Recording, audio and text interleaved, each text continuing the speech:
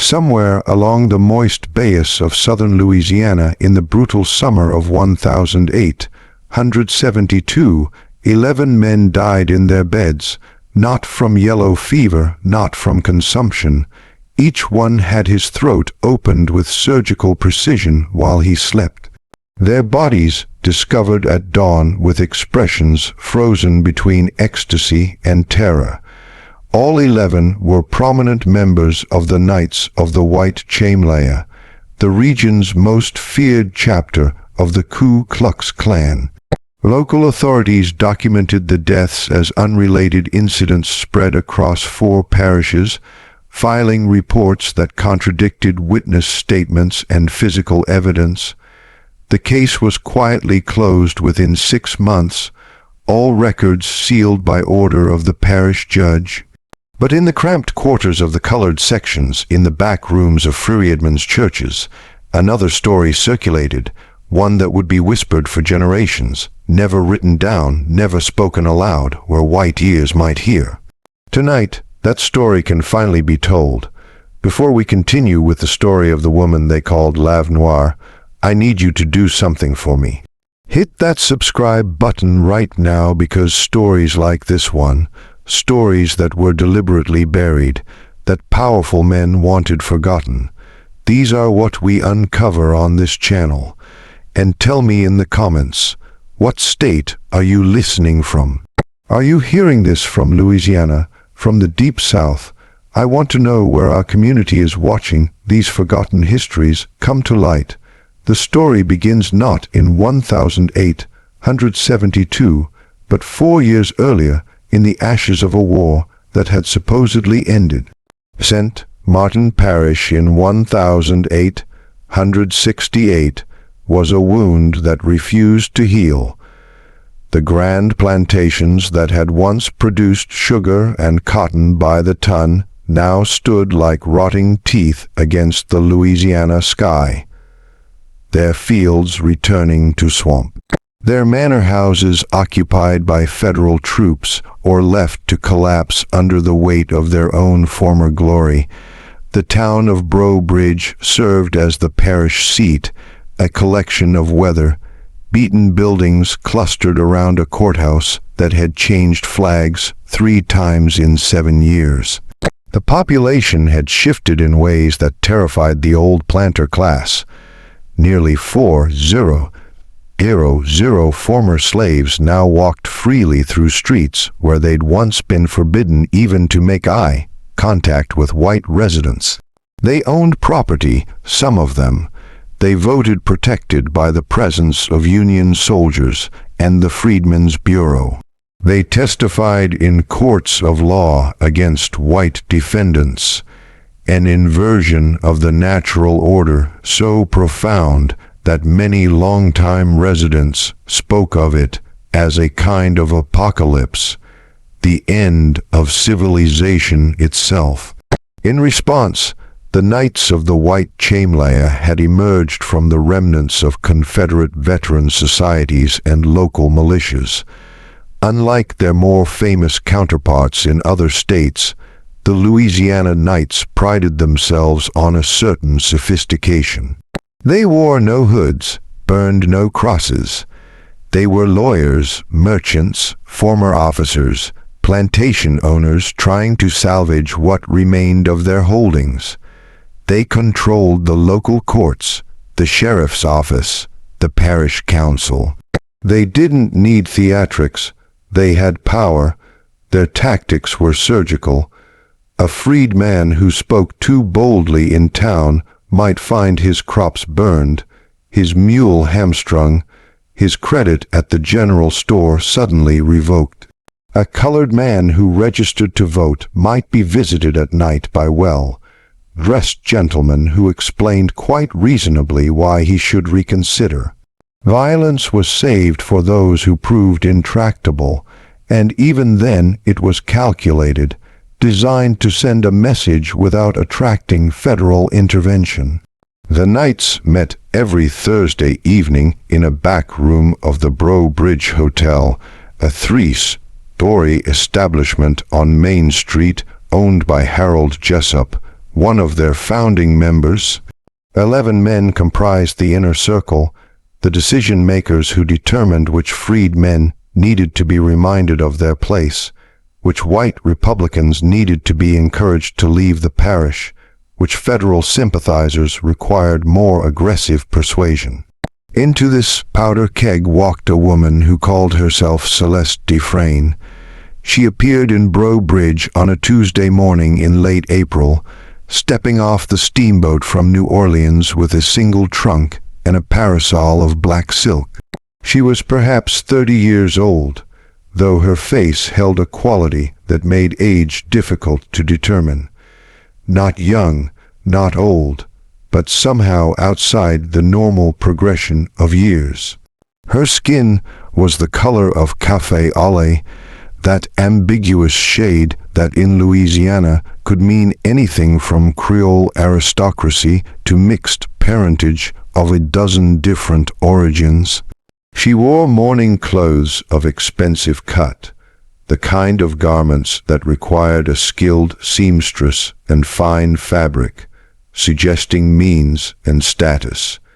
She took a room at the Breaux Bridge Hotel, paying a month in advance with gold coins that she counted out one by one onto Harold Jessup's front desk.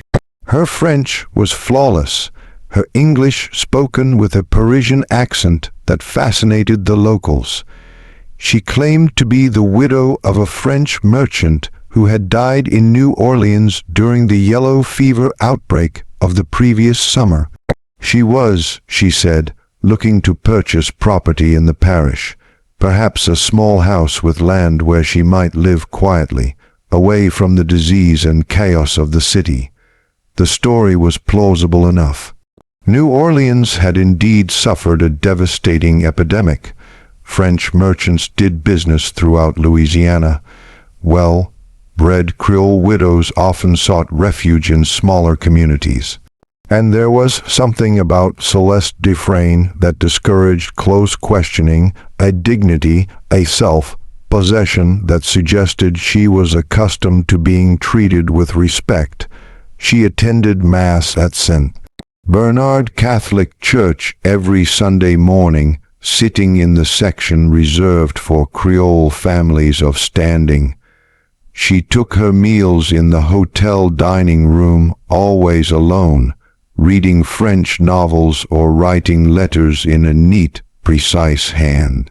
She walked through town in the afternoons, parasol shading her face, nodding politely to those she passed, but initiating no conversations. She seemed to have no interest in the racial tensions that consumed the parish, no political opinions, no connections to either the freedmen's community or the federal authorities. Within 2 weeks, she had caught the attention of every man on the Knights Council. It started innocently enough. Thomas Broussard, who owned 1,500 acres of struggling cotton fields east of town, encountered her outside the general store on a Wednesday afternoon. She was examining a bolt of fabric, her gloved hands moving over the material with a practiced touch. He offered his assistance. He knew the merchant, he said, could ensure she received a fair price. She smiled at him, a smile that seemed to hold both gratitude and a hint of amusement, as if she found his chivalry charming but unnecessary. They spoke for perhaps 10 minutes, during which she mentioned her difficulties in finding suitable property, her unfamiliarity with the region, her reliance on the kindness of strangers in this difficult time of mourning. Broussard found himself thinking about her for the rest of the day. There was something magnetic about her, a quality he couldn't quite name. It wasn't simply beauty, though she was undeniably attractive. It was a kind of focused attention, as if, when she looked at you, you became the only person in the world who mattered. When she touched his arm lightly while thanking him for his help, he felt the contact like an electric current. He began finding reasons to be in the hotel lobby when she passed through. He offered to show her properties that might suit her needs. She accepted with a modesty that seemed to acknowledge both his generosity and her own vulnerable position as a woman alone. They rode out to several parcels over the following days, always properly chaperoned by the presence of others nearby, always concluding before sunset. Broussard told his wife these were potential business transactions, that he was helping a respectable widow as any Christian gentleman would, but he thought about Celeste constantly, the way candle light caught the curve of her neck, the faint scent of lavender that clung to her clothes, the way her eyes met his, sometimes with an expression that seemed to see through all his careful respectability to something raw and hungry beneath. The other knights noticed Broussard's distraction, and gradually several of them began their own acquaintance with Madame Defrain. Anton Lair, a lawyer who had defended several Klan members in federal court, offered his legal services should she need assistance with property transfers. Dr. Raymond Heber, who served as parish coroner, expressed concern about her health, the stress of widowhood, the change in climate, and suggested she might benefit from a consultation. Eugene Fontenot, who ran the largest dry goods store in the parish, extended a generous line of credit for any household item she might need once she found her home. Celeste accepted each offer with the same gracious reserve, never seeming to encourage attention, yet somehow making each man feel that he alone understood her situation, that he alone could provide what she needed. She was, they told themselves, a respectable woman in difficult circumstances. Their interest was purely chivalrous. The fact that she occupied their thoughts, that they invented reasons to visit the hotel, that they found themselves making comparisons between her refined manner and their wives' provincial ways. These were simply natural responses to an exceptional woman.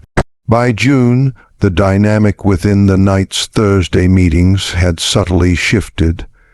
The 11 men who had always worked together with military precision now engaged in small rivalries, subtle competitions for status and standing. Broussard mentioned his afternoon drives with Madame Defrain. Lair countered with his legal consultations. Ebert spoke of her delicate constitution, her need for a physician's regular attention.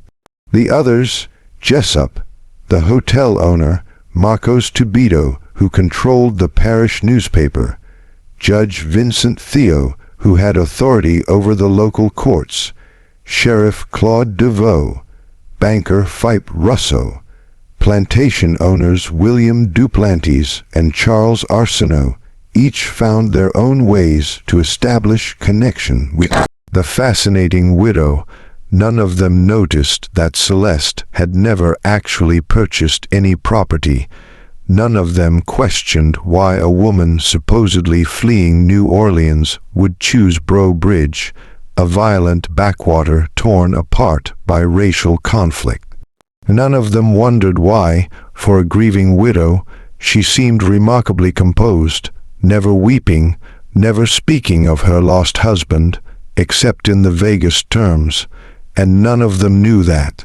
Late at night, after the hotel grew quiet, Celeste Defrain sat at the small desk in her room and added notes to a leather-bound journal, recording each man's habits, his vulnerabilities, his secrets, his sins, recording where he lived, who guarded his house, whether his wife slept soundly, whether he kept weapons near his bed, recording everything she would need to know when the time came to collect her debts.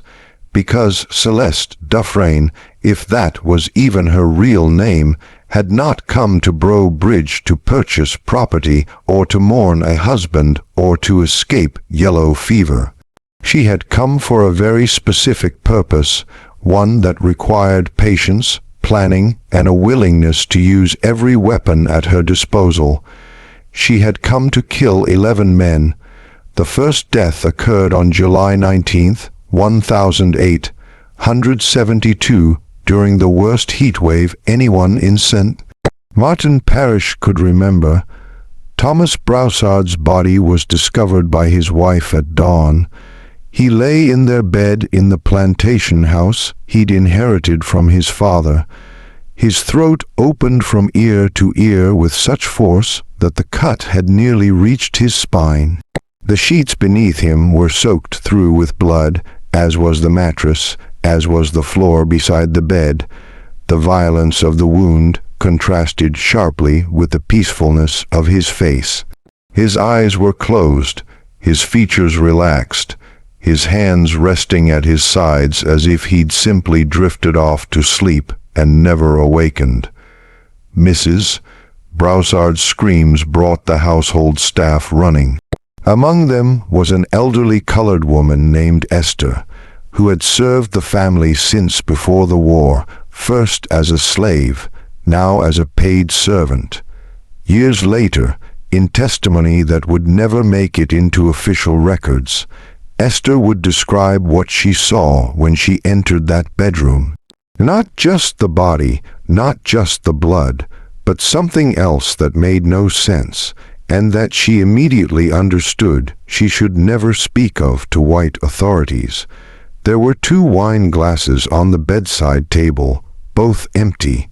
The room smelled of lavender and something else, something sweet and organic that Esther couldn't identify. Mr. Broussard wore only his nightshirt, which was rucked up around his thighs. The bedclothes were disturbed in a pattern that suggested vigorous activity before death. And though Mrs. Broussard had been sleeping in an adjacent bedroom, she suffered from insomnia and often took separate quarters to avoid disturbing her husband. There was clear evidence that Broussard had not been alone when he died. Sheriff Darrow arrived within the hour along with Dr. Heba. They examined the scene, questioned the servants, and established what would become the official narrative. Thomas Broussard had been murdered by an intruder, likely a freedman with a grudge, who had crept into the house during the night and cut his throat while he slept. The lack of signs of struggle suggested the killer had been swift and skilled. The fact that nothing had been stolen indicated this was personal, not robbery. Perhaps the sheriff speculated it was retaliation for one of the many reminders the Knights had delivered to uppity colored folks in recent months. But Esther, cleaning the room after the body had been removed, found something the white men had missed or chosen to ignore. Caught in the floorboards near the bed was a single long hair, dark and lustrous, too fine to belong to Mrs. Broussard, and when she stripped the sheets, she found them stained with more than just blood. There were other fluids present, evidence of activities that respectable people didn't discuss, but that every woman recognized. She said nothing. She burned the sheets as Mrs. Broussard instructed. She swept the floor clean, scrubbed the blood stains, opened windows to air out the smell of death and secrets. And when the other servants asked her what she'd seen, she told them only what would keep them safe, that Mr. Broussard had been killed by an intruder, that the sheriff was investigating, that they should all be careful not to go out alone at night. But in the colored section of town, among people who had learned to see what white folks refused to acknowledge, a different story began to circulate. Whispers about the woman who had recently arrived in town, the beautiful widow who had caught the attention of so many prominent men, about Thomas Broussard's frequent visits to the hotel, the way he'd looked at Madame Defrain, the afternoons he'd spent showing her properties that he never seemed to mention to his wife, about how convenient it was that a man known for his cruelty to freedmen, a man who had personally overseen the whipping of 3 colored men the previous month for the crime of trying to vote, had been found with his throat cut just days after he'd been seen dining privately with the mysterious Creole widow. The funeral took place on a Saturday, the entire town turning out to pay respects. The knights attended in a body, standing together near the grave, their faces grim.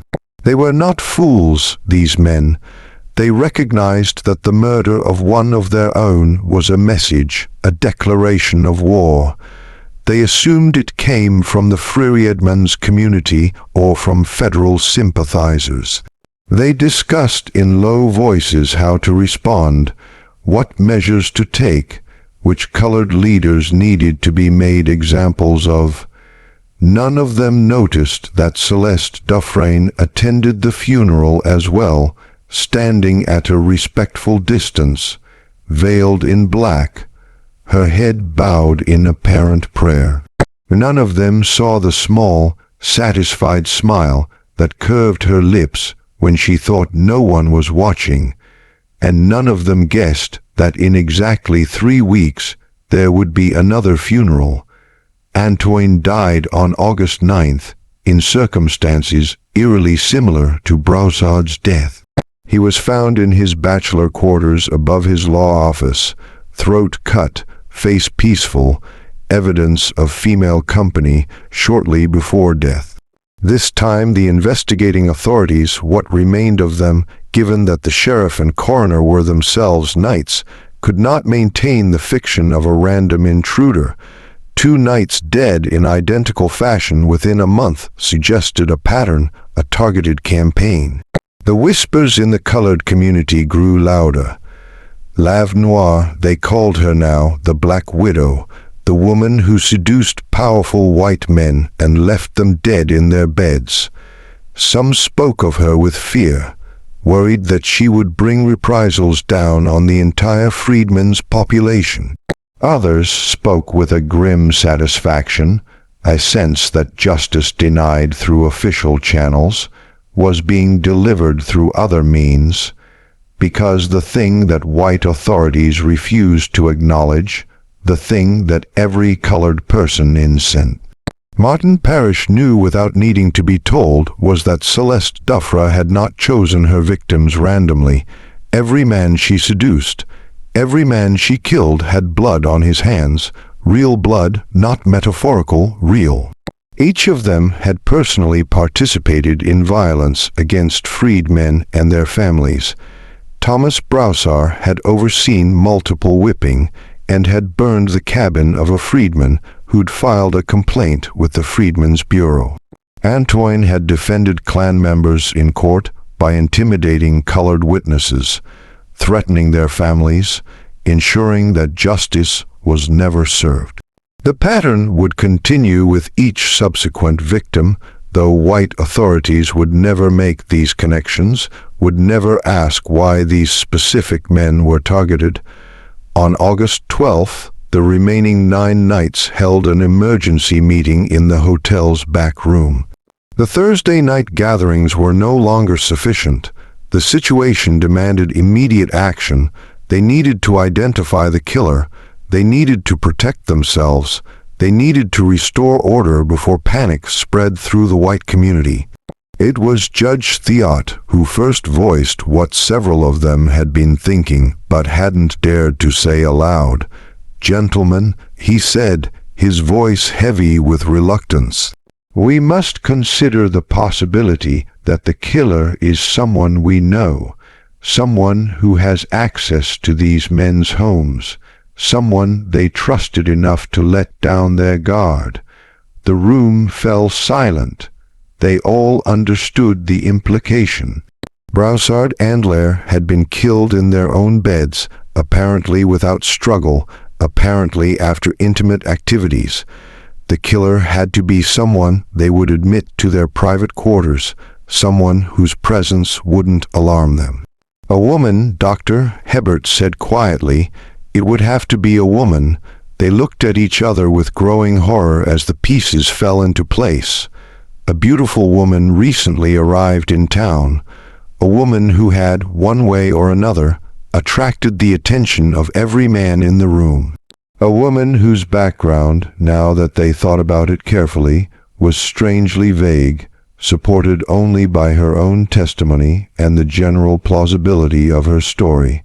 Madame Defrain, Sheriff Darrow said, Mother of God, it's Madame Defrain. But even as they reached this conclusion, even as they began to discuss how to investigate her, how to prove her guilt, how to arrest her without causing a scandal, they faced a terrible problem. Each of them had spent time alone with her. Each of them had, in ways they hadn't admitted, even to themselves, been seduced by her. Each of them had secrets they didn't want exposed. Visits to her hotel room, gifts they'd given her, promises they'd made. To investigate her would be to investigate themselves, to invite scrutiny they couldn't afford. And beneath their fear and anger ran another current, one that none of them would acknowledge: fascination. Because even now, even knowing what she might be, what she might have done, several of them couldn't stop thinking about her, couldn't stop remembering the way she'd looked at them, touched them, made them feel like men of power and importance, rather than bitter remnants of a dying world. Before we go further into this dark tale, I need you to understand something. This story gets deeper, more twisted than anything you've heard before. If you're feeling that chill down your spine, if you're asking yourself how far this went, you need to hit that like button right now. Drop a comment with your theory about what happens next. And if you haven't subscribed yet, do it now, because we're about to reveal how this game of death played out, and you won't want to miss a single detail. Let's continue. The investigation into Celeste Defrain began with careful discretion. Judge Theat used his authority to quietly request information from New Orleans, sending telegrams to police contacts and courthouse clerks, asking about a Creole widow named Defrain, whose husband had supposedly died in the yellow fever outbreak. The responses, when they came, were troubling. No merchant named Defrain had died in New Orleans during the epidemic. No death certificate existed for anyone matching that description. The address Celeste had provided as her New Orleans residence was a boarding house whose owner had no recollection of anyone named Defrain. It was as if the woman had materialized from thin air, entire past a fabrication. Sheriff Darrow, meanwhile, began discreetly questioning hotel staff and local shopkeepers. What he learned painted a portrait of a woman who was simultaneously everywhere and nowhere. She kept regular hours, attended church, purchased normal household items, but no one could say they really knew her. She had no friends, no confidants, no visitors except the various knights who had called on her. Her room was always neat, her behavior always proper, but there was something about her that people found difficult to describe, not threatening exactly, but unsettling in a way they couldn't articulate. The colored servants at the hotel proved more informative, though only when questioned privately and with assurances of protection. A housemaid named Rachel reported that Madame Defrain's room contained no personal effects beyond basic necessities. No photographs, no letters, no mementos of a deceased husband, just clothes, toiletries, and a locked trunk that she never saw opened. The room always smelled of lavender, even when Madame wasn't present, as if she'd infused the very walls with her scent. More tellingly, Rachel had twice seen Madame Defrain return to the hotel very late at night, well after midnight, entering through a side door and moving through the hallways like a shadow. On both occasions, she'd been carrying what looked like a leather medical bag, though what business a widow would have with such items, Rachel couldn't imagine. While the investigation proceeded, the Knights implemented security measures. Those with families sent them to relatives in other parishes claiming business necessities. Those who lived alone hired guards, former Confederate soldiers who patrolled their properties at night. They varied their routines, changed their locks, kept loaded pistols within reach.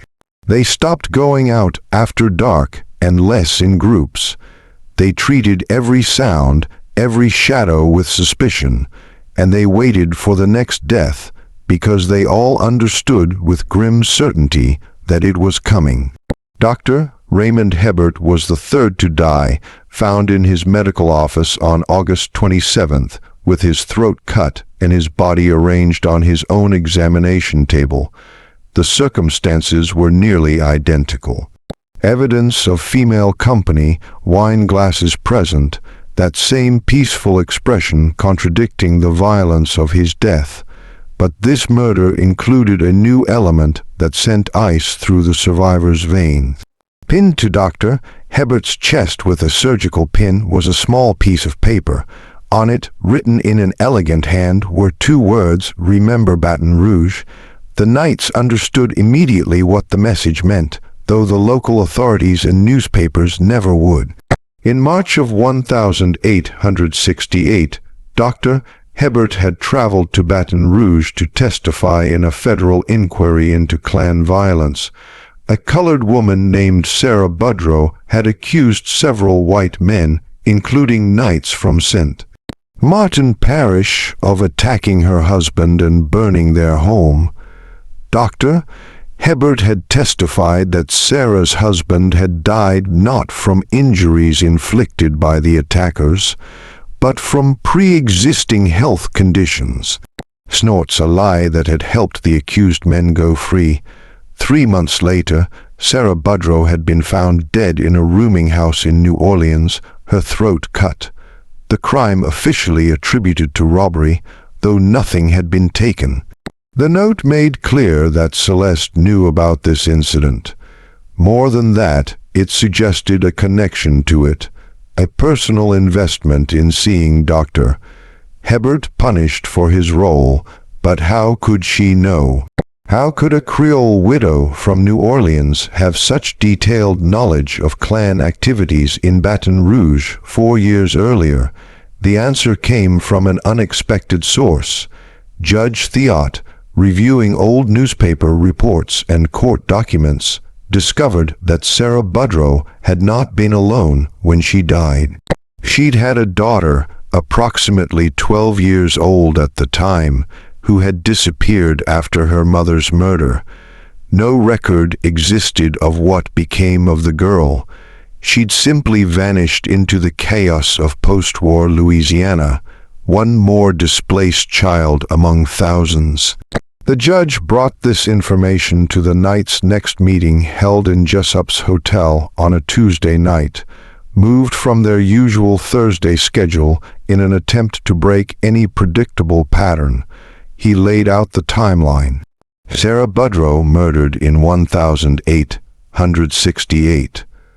Her daughter disappeared, and now, 4 years later, a mysterious woman appears in Breaux Bridge and begins systematically killing the men responsible for that murder and for the broader campaign of terror against freedmen. "She's the daughter," Jessup said, his voice barely above a whisper. "Mother of God, she's Sarah Boudreaux Unc's daughter, come back for revenge." But that theory had problems. Celeste appeared to be in her 30s, far too old to be the girl who had disappeared in 1868, unless her entire appearance was a carefully constructed fiction. Her age and background and identity, all lies designed to gain access to her targets. Unless she'd spent 4 years planning this campaign, learning who had been responsible, tracking them to their current locations, preparing herself for the role she needed to play. The racial implications of the theory troubled them even more deeply. If Celeste was Sarah Boudreaux Uncke's daughter, she was colored despite her light skin and refined manner. She had passed as Creole, as white enough to move through their society without suspicion. Every man she'd seduced had committed what Louisiana law still considered miscegenation, a crime and a moral stain. The scandal would destroy them, even if they survived her revenge. "We need to take her now," Sheriff Darrow said, "tonight. Arrest her before she kills again." But Judge Theot shook his head. "On what charge? We have no proof. The notes can't be used as evidence without revealing what they reference. Our own investigation is compromised because we've all been involved with her. Any trial would expose everything we've tried to conceal." "Then we don't have a trial," Marcus Tobito said quietly. The newspaper editor had been silent until now, but his meaning was clear. "We handled this the way we've handled other problems." Quietly, permanently, the suggestion hung in the air like smoke. They were discussing murder, lynching, the extrajudicial killing of a woman who had not been convicted of any crime. It was exactly what they'd done to countless freedmen over the years. It was what they'd done to Sarah Boudreaux herself. The irony was not lost on any of them, but their fear overrode any moral qualms. They voted, as they always did, on important matters. 9 men remained in the night's inner circle. 9 hands raised in agreement.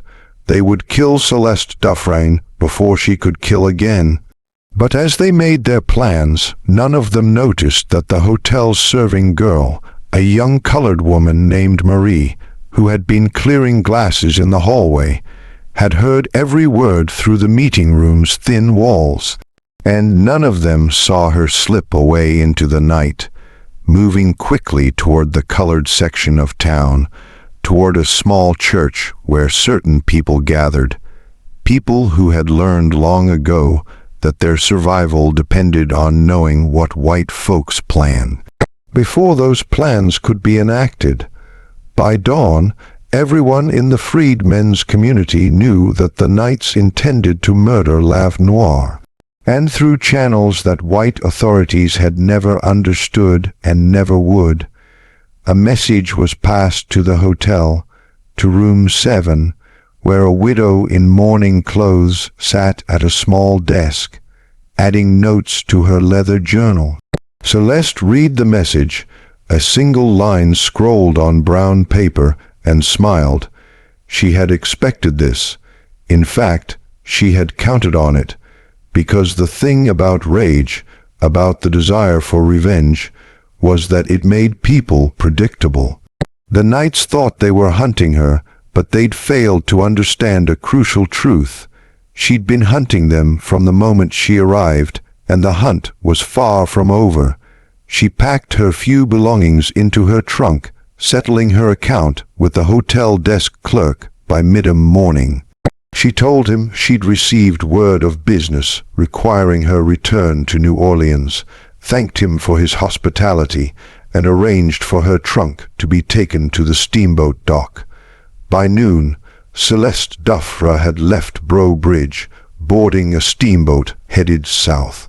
The Knights, when they learned of her departure that evening, felt a mixture of relief and frustration. She'd escaped, but at least she was gone. At least the killings would stop.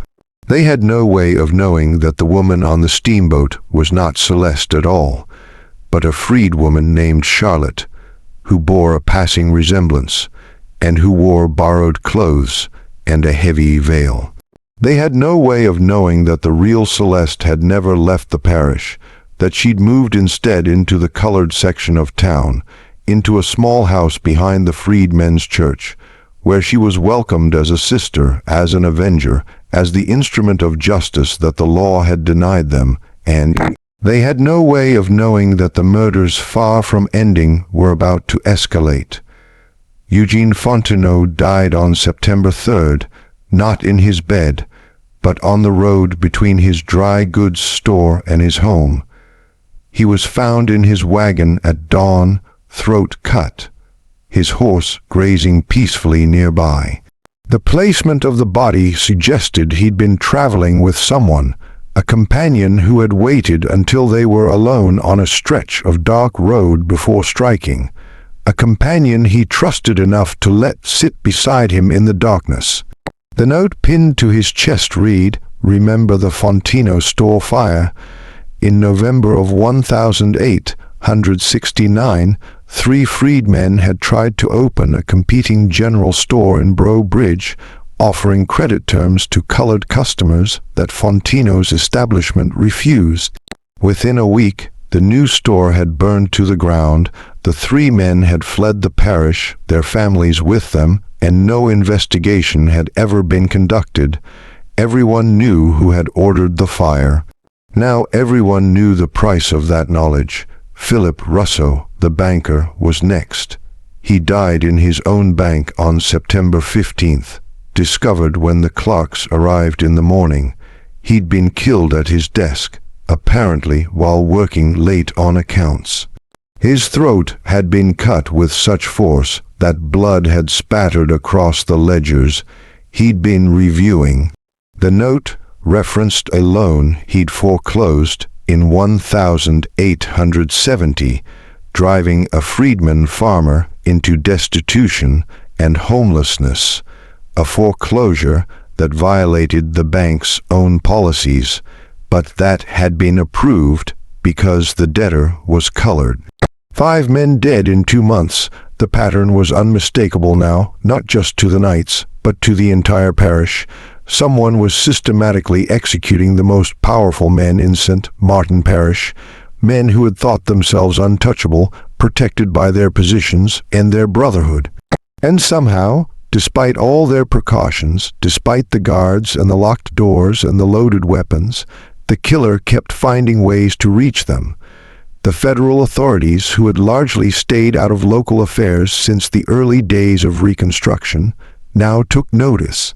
A U.S. Marshal arrived from Baton Rouge with instructions to investigate the murders and determine whether they constituted an attack on civilian government that required military intervention.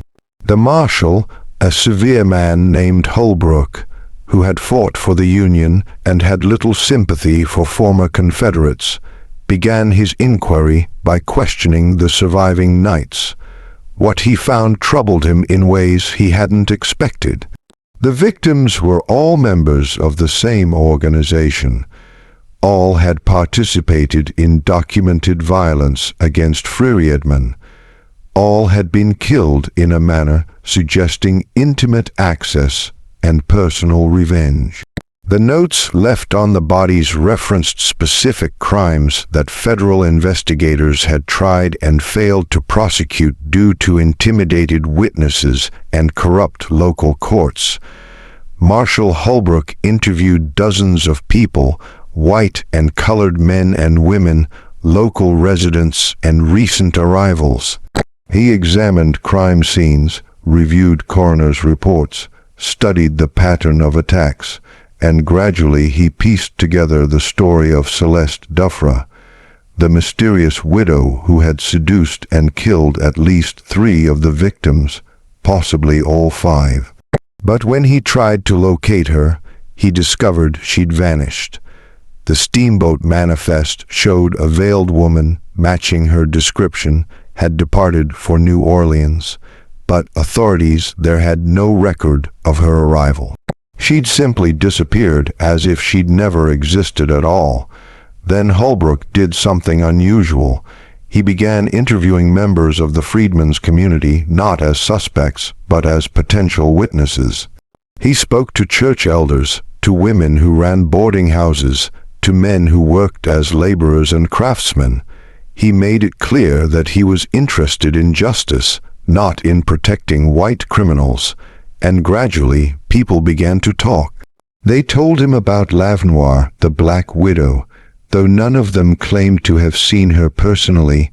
They told him about the notes that had circulated through the community, messages from someone who knew things that only a freed person would know, someone who understood the specific crimes committed by each victim. They told him about the daughter of Sarah Boudreaux, though no one could say with certainty where she was or what she looked like now. And one elderly man, a freedman named Isaiah, who had worked as a carpenter before the war and who now served as a deacon in the church, told him something that changed the Marshal's understanding of the case entirely. "You're looking for one woman," Isaiah said, "one killer, but that ain't how it works. You think one person could move through this parish killing white men and not be caught. You think one woman could know all the things that needed knowing, be in all the places she needed to be without help." Brooke leaned forward. "What are you saying?" "I'm saying," Isaiah replied carefully, "that justice is a heavy burden, too heavy for one person to carry alone. I'm saying that when the law fails people, they find other ways, other means. And I'm saying that maybe you should stop looking for a single killer and start asking yourself why no one, not one colored person in this entire parish, has given you any information that would help catch her. Why we all seem to have gone blind and deaf when it comes to Lave Noire. It was the closest anyone would come to admitting the truth, that the freed men's community was protecting the killer or killers because they viewed the murders not as crimes but as justice delayed. That whatever was happening to the Knights was seen as righteous, necessary, and long overdue. Marshal Holbrook faced an impossible situation. He could arrest Friedman on suspicion of conspiracy, but that would require military force and would likely trigger the kind of racial violence he'd been sent to prevent. He could pressure the local courts to prosecute, but those courts were controlled by the very men being targeted, men who had no moral authority and no credibility with the colored population. He could call in federal troops and impose martial law. But that would be admitting that civilian government in Louisiana had completely broken down. Instead, he did something that would haunt him for the rest of his career. He filed a report stating that the murders appeared to be the work of a transient criminal, possibly a woman calling herself Celeste Defrain, who had since fled the jurisdiction and was now subject to a federal warrant. He recommended that the remaining Knights take appropriate precautions, but stated that without witnesses or physical evidence, further investigation was unlikely to yield results. Then he returned to Baton Rouge, leaving the parish to its own devices. The surviving Knights, Jessup Tobito, Judge Theo, Sheriff Darrow, Duplantis, and Arsenault, understood that they'd been abandoned by federal authority. They were on their own, facing an enemy they couldn't identify or locate.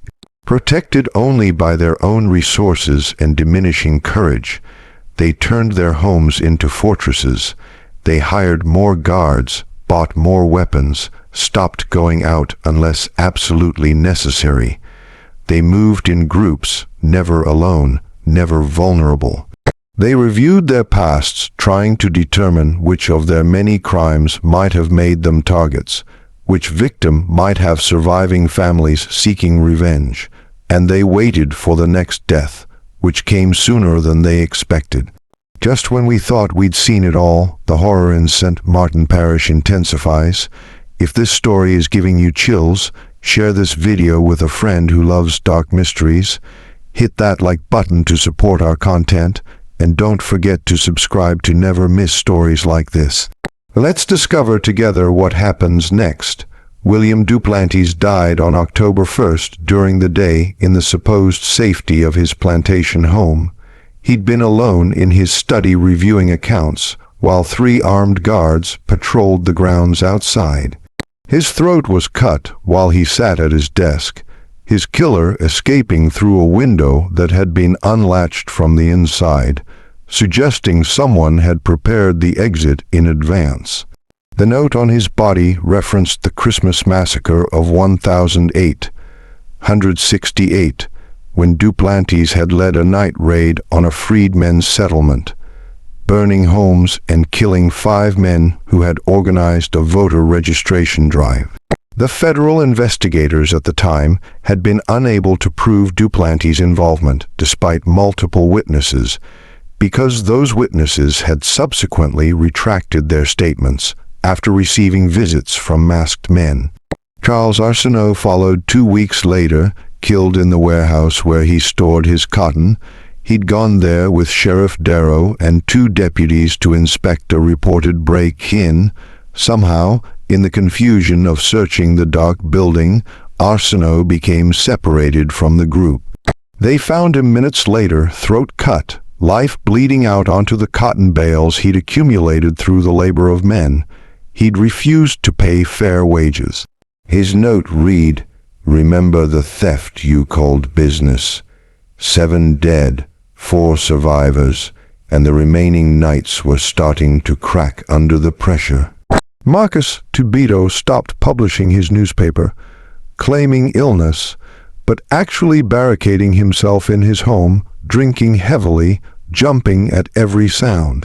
Judge Theot moved his family out of the parish entirely and began conducting his business from Baton Rouge, returning to Breaux Bridge only for court sessions and never staying overnight. Harold Jessup closed his hotel, unable to maintain operations when no travelers would risk staying in a building where multiple murders had originated.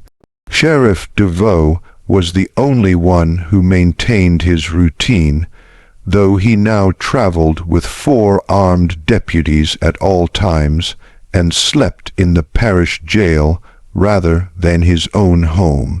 As the nominal head of law enforcement, he felt obligated to maintain some semblance of order, even as he privately acknowledged that he was powerless to stop the killings. It was DeVoe who noticed the pattern that everyone else had missed.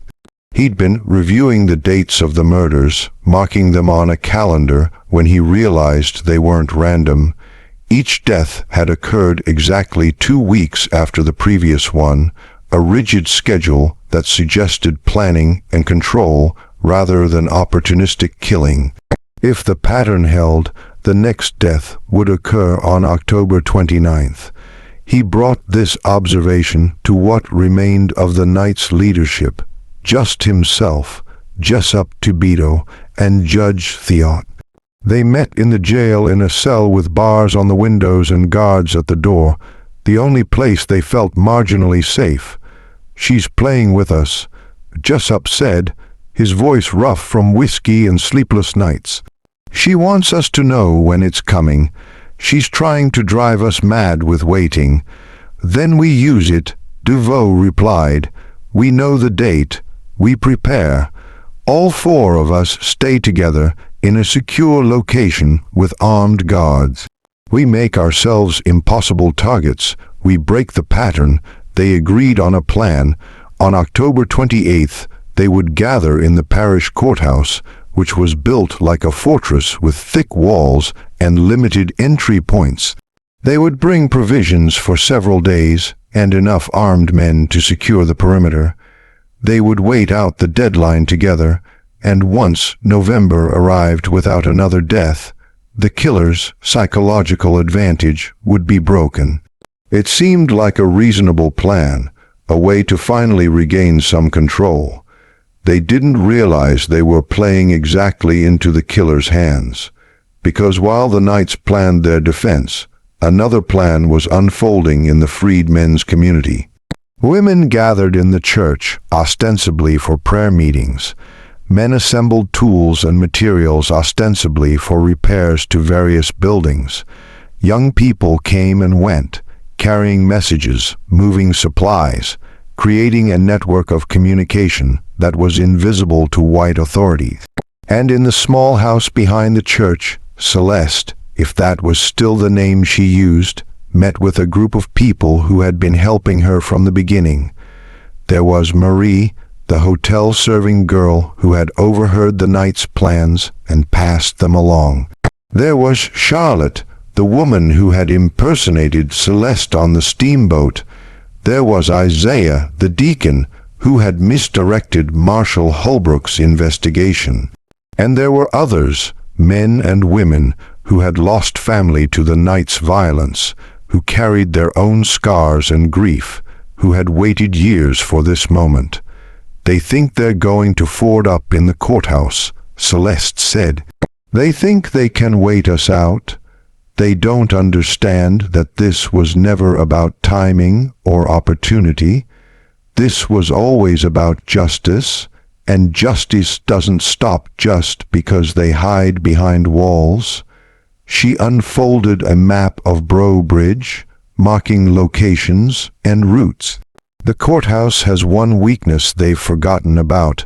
When they renovated it in 1867, they added a coal chute for the heating system. It runs from the basement to the street, covered by a grate that can be opened from outside. It's barely wide enough for a person, but it's enough. And once you're inside," Isaiah asked, "then I do what I've been doing all along. I remind them that there are some crimes that law can't touch, some debts that can only be paid in blood, and I make sure that the last 4 understand before they die exactly why this is happening, exactly whose daughter I am." The meeting continued late into the night, refining details, assigning roles, preparing for what would be the final act of a performance that had been 4 years in the making. Celeste had changed since arriving in Bow Bridge. The polished persona of Madame Defrain had fallen away, revealing someone harder, colder, shaped by grief and rage into an instrument of vengeance. But she had also changed in ways she hadn't expected, formed bonds with people who had protected her, inspired something in the community that went beyond simple revenge. She had become a symbol. L'Ave Noire, the Black Widow who struck at the heart of the power structure that had oppressed them for generations. Whether she survived what was coming or not, whether she was caught or escaped or died in the attempt, she had already accomplished something profound. She had shown that the knights were not invincible, that justice could find them even when the law couldn't reach them, that there were prices to be paid for cruelty even in a world built to protect the cruel. On October 28th, the 4 surviving knights assembled at the parish courthouse with 8 armed guards. They brought food, water, weapons, and lanterns. They secured every entrance, checking windows and doors, posting men at strategic points. Judge Theot examined the building's structure, noting the thick walls and limited access. Sheriff Darrow deployed his deputies in a perimeter around the building. "We're as safe here as we'll ever be," he announced. Now we wait. Night fell over Bow Bridge, bringing with it the oppressive heat and humidity of a Louisiana October. The courthouse sat on a small hill in the center of town, its windows glowing with lamplight, shadows of armed men visible behind the glass. The town around it seemed unusually quiet, as if the residents had all decided to stay indoors to wait out whatever was going to happen without bearing witness. In the colored section, people gathered in small groups, talking in low voices, praying and singing hymns that drifted through the still air. They were preparing for something. Though white folks who heard the sounds couldn't say exactly what it felt like the night before a storm, when the air grows thick, and the sky takes on a greenish cast, and every animal knows to find shelter. At midnight, Celeste emerged from the house behind the church. She wore dark clothes now, practical garments that allowed free movement, nothing like the elegant dresses of Madame Defrain. She carried a small bag containing the tools she would need. Her hair was pulled back severely, her face set in an expression of determination that made her look both younger and older than her years. A woman who had lost her childhood to violence and had spent her adulthood preparing to answer it. Isaiah walked with her partway along with 3 other men who served as lookouts. They moved through back alleys and yards, staying away from main streets, using the routes that colored folks had learned over years of avoiding white attention.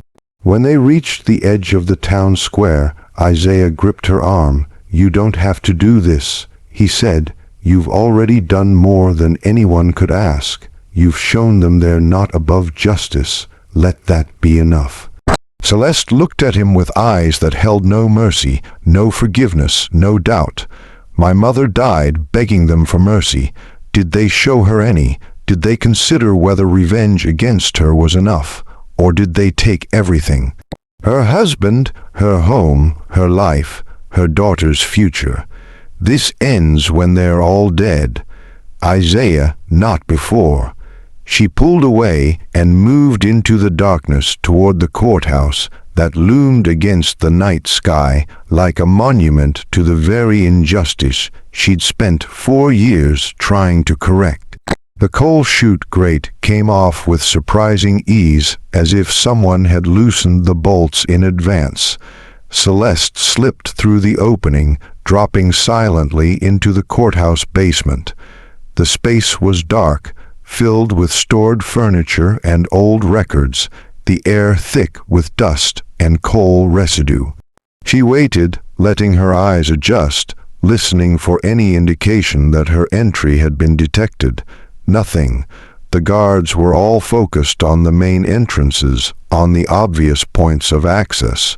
No one was thinking about a coal chute that had barely been used since the renovation.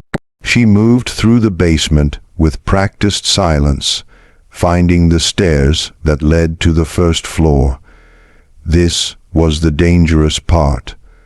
The courthouse lay out, offered few places to hide, and the guards were alert, armed, expecting trouble. But Celeste had advantages they didn't anticipate. She knew from conversations with Marie and others who cleaned the building exactly where every squeak in the floorboards was, which hallways offered the deepest shadows, where the guards would be positioned based on standard security protocol. More importantly, she knew that the knights would be together, probably in the main courtroom or Judge Theat's chambers, staying in a group for mutual protection. They would have guards at the doors, but likely wouldn't expect an attack from inside the building. They thought the threat would come from outside, from a mob of angry freedmen or a direct assault. They weren't prepared for someone already within their fortress. She reached the first floor and paused, hearing voices from down the hallway. Men talking, nervous laughter, the false bravado of people trying to convince themselves they're safe. The sound led her toward the courtroom where lamplights spilled under the closed doors. Celeste checked her bag, confirming that everything she needed was still there.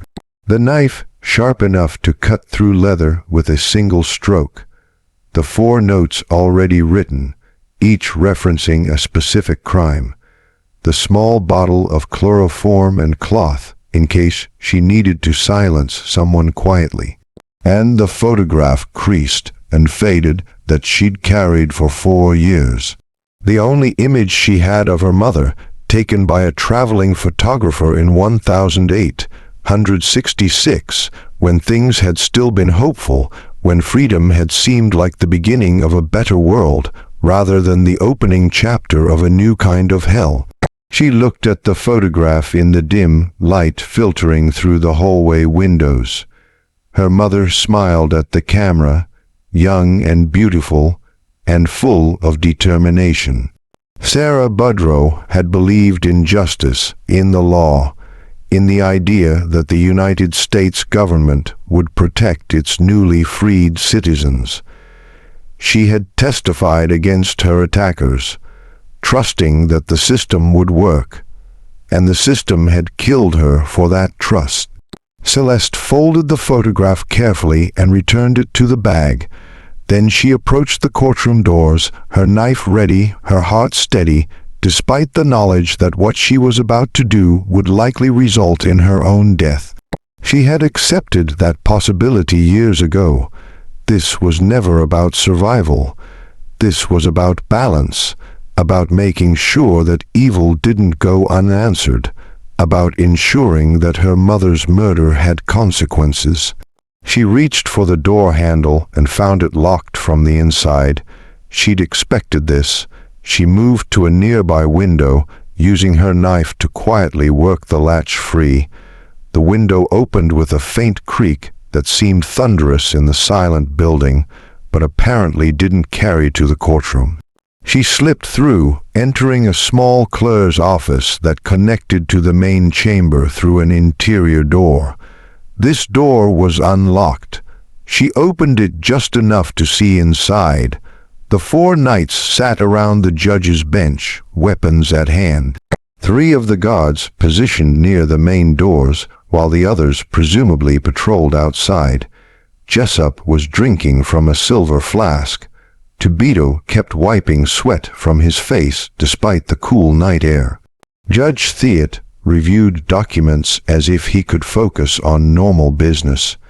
Sheriff DeVoe stood near the window looking out at the dark town.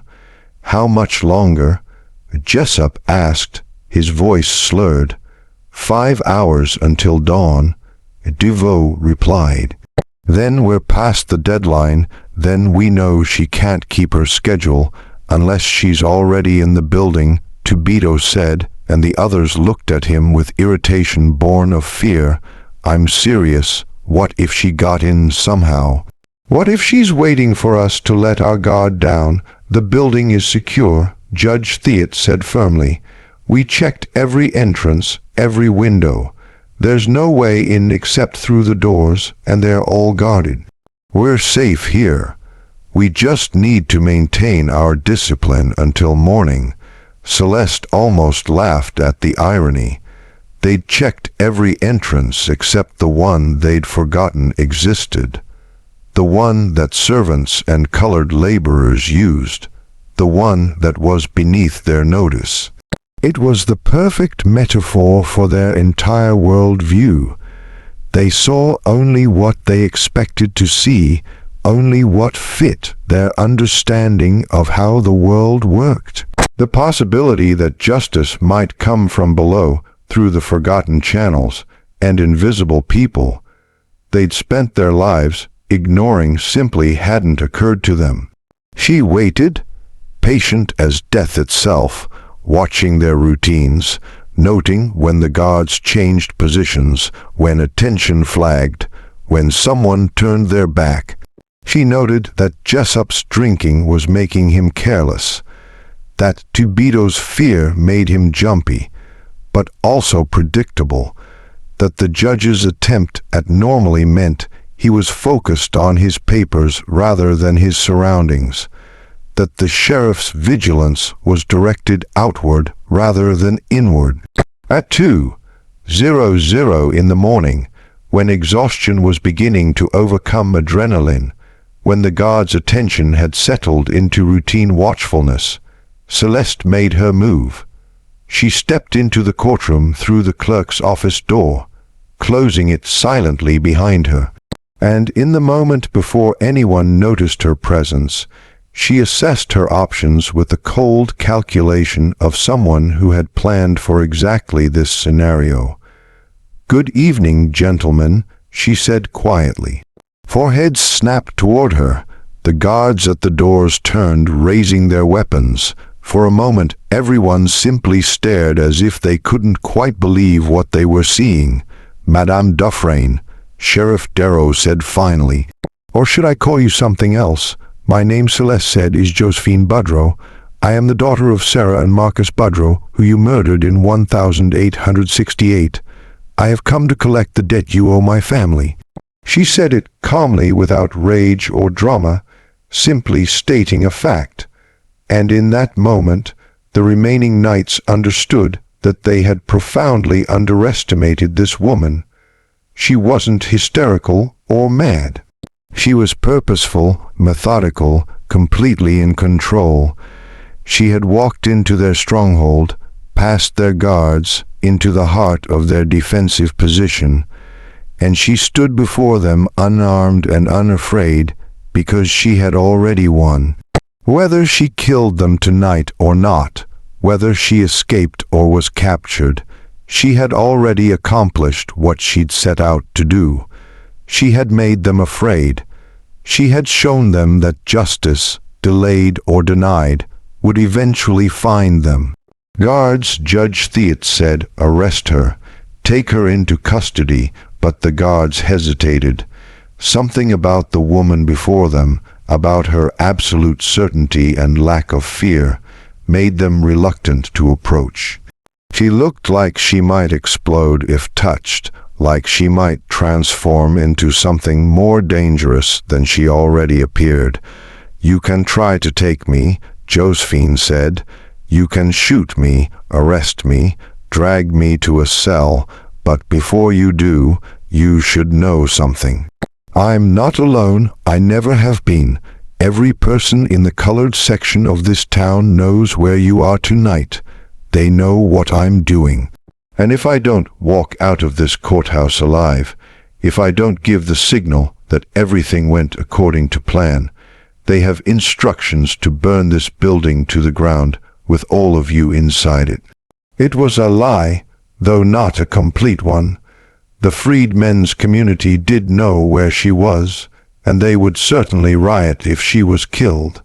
But Josephine had given no such instructions, had in fact told Isaiah to keep everyone away from the courthouse, to let her face the consequences of her actions alone. But the knights didn't know that.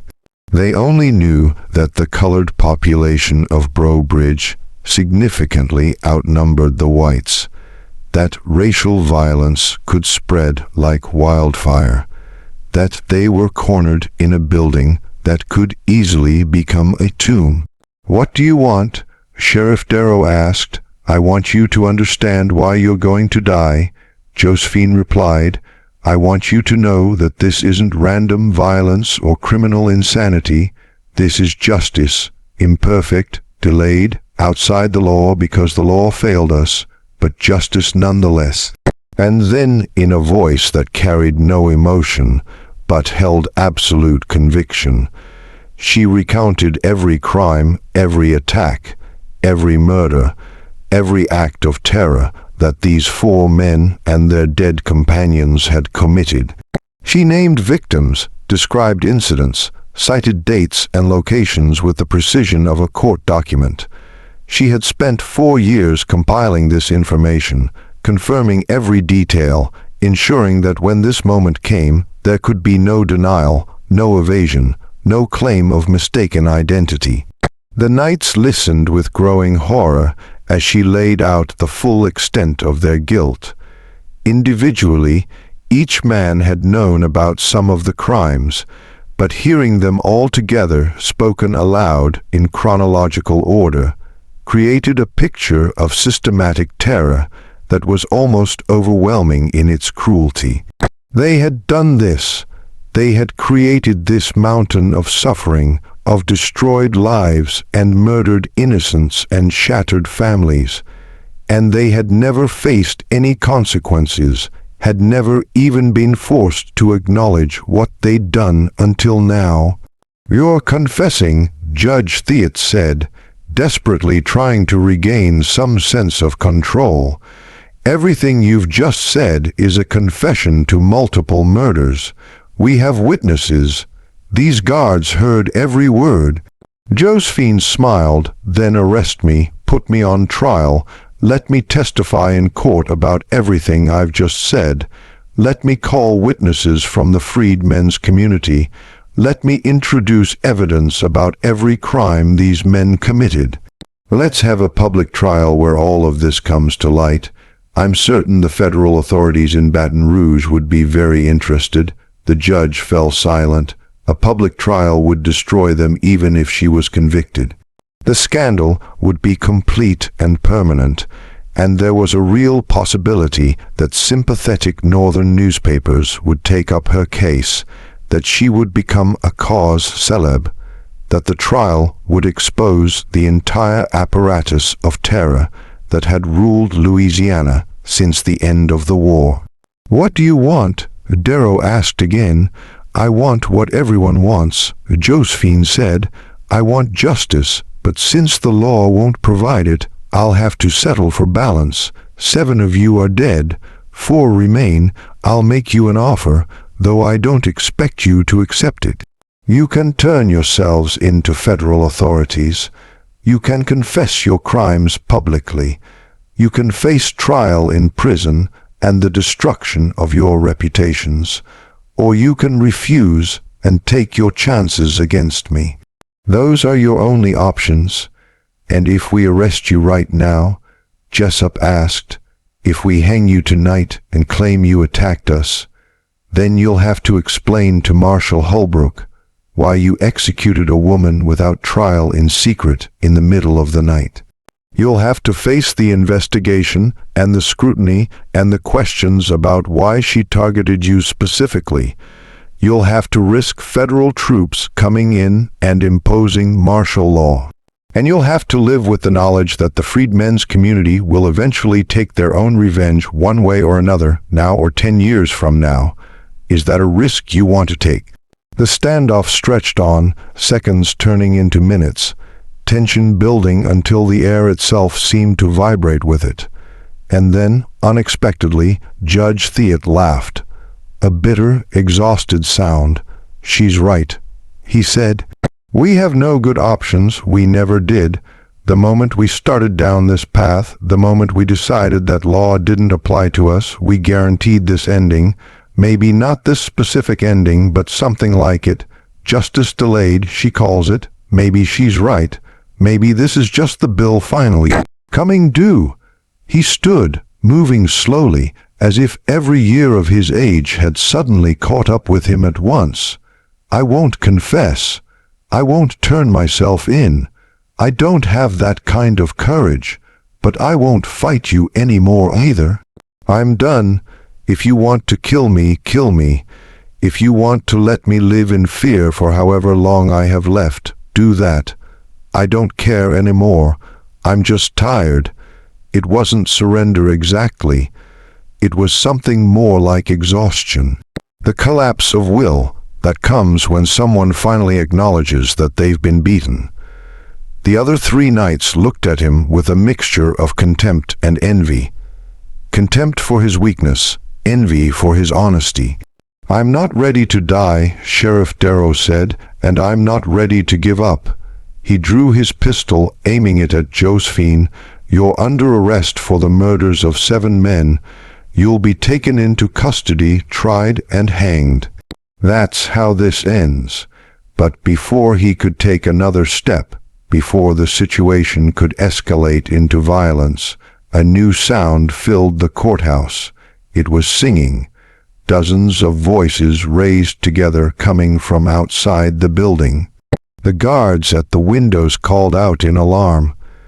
A crowd had gathered in the square, freed men and freed women from throughout the parish, holding torches and lanterns, singing hymns that had sustained them through slavery and war and the bitter years of Reconstruction.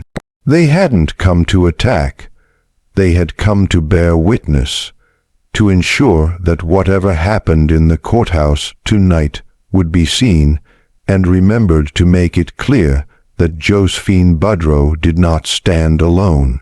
They had come to reclaim the courthouse that represented law and justice, to surround it with their presence and their voices and their refusal to remain invisible any longer. Sheriff Darrow lowered his weapon, understanding that the situation had spiraled beyond his control. He couldn't shoot Josephine without triggering a riot. He couldn't arrest her without fighting through a crowd of witnesses. He couldn't make her disappear without ensuring that the story would spread across the entire state. That federal intervention would become inevitable. He was defeated, and he knew it. Dawn broke over Breaux Bridge on October 29th, finding the courthouse still surrounded by freed men who had maintained their vigil through the night.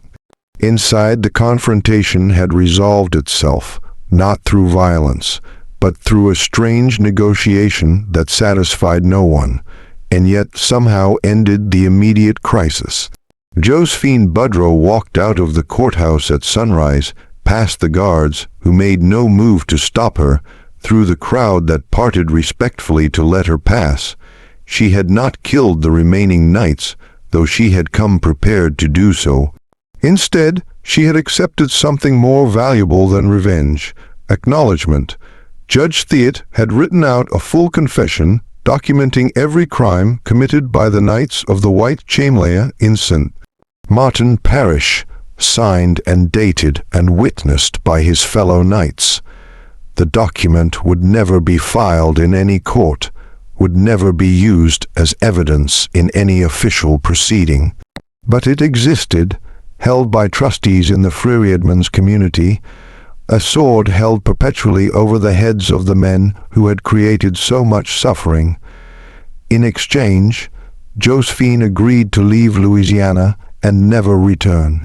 She agreed not to kill the remaining knights unless they resumed their campaign of terror, at which point the agreement would be void.